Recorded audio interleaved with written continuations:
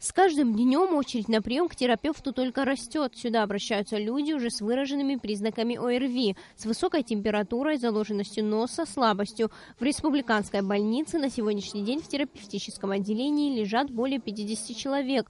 Многим врачи прописывают лечение на дому. При этом, по словам заведующей отделением Анжелы Арчелия, подобная вспышка гриппа – это сезонное явление.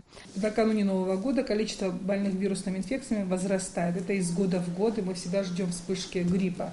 Но в этом году так же, как и в прошлом году, так же, как и в позапрошлом году. То есть тенденция к увеличению количества по отношению с прошлым годом не наблюдается. Пока так же, а потом посмотрим.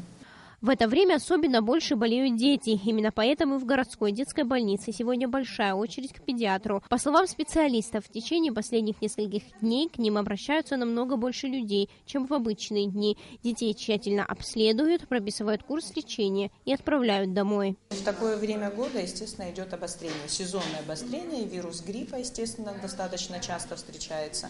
Ну и по количеству детей, обращающихся в наш приемный покой, можно судить о том, что идет именно сезонное обострение с вирусом гриппа. Ну, на сегодняшний день, можно сказать, приблизительно человек, наверное, до 20-30 в сутки обращаются.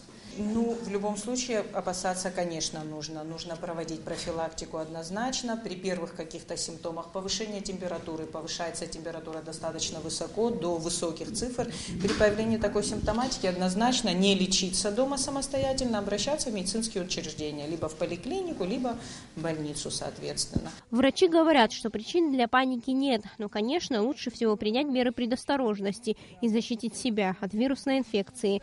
Для этого необходимо соблюдать элементарные правила профилактики. Не стоит посещать места с большим скоплением людей. Необходимо чаще мыть руки мылом, больше находиться на свежем воздухе и проветривать помещение. Именно тогда есть вероятность того, что болезнь пройдет мимо вас и ваших близких. Сария Смыр, Саида Гухава, Абхазское телевидение.